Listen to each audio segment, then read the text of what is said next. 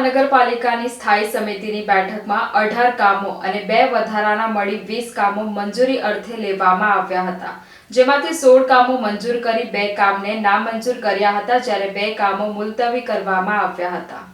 વડોદરા મહાનગરપાલિકાની સ્થાયી સમિતિમાં 16 કામો મંજૂર કરવામાં આવ્યા છે। આ બેઠકમાં બિલ્ડિંગ પ્રોજેક્ટ શાખાના 3 કામોને 15% ઓછા ભાવે મંજૂરી આપવામાં આવી હતી। ઉત્તર ઝોનમાં વાર્ષિક ઇજારાથી 6 કરોડની મર્યાદામાં આરસીસી રોડ બનાવવાના કામને નામંજૂર કરવામાં આવ્યું હતું। તો રોડ શાખા પ્રોજેક્ટ માટે ખાનગી કન્સલ્ટન્ટની નિમણૂક કરવાનું કામ જે વિવાદ થતા નામંજૂર કરાયું હતું। સાથે હર ઘર તિરંગા તથા તે અંતર્ગત સ્પર્ધાઓ અને તિરંગા યાત્રા સહિતના કાર્યક્રમના આયોજનમાં વડોદરા મહાનગરપાલિકા દ્વારા ઐતિહાસિક ઇમારતો પર લાઇટિંગ જરૂર પડે વાહનો ભાડે રાખવા વર્તમાન પત્રોમાં સ્પેશિયલ કલર જાહેરાત સહિત સામગ્રીઓ ખરીદવાના કામને મંજૂરી આપવામાં આવી હતી। બેઠકની વધુ માહિતી સ્થાયી સમિતિના અધ્યક્ષ ડોક્ટર શીતલ મિસ્ત્રીએ આપી હતી।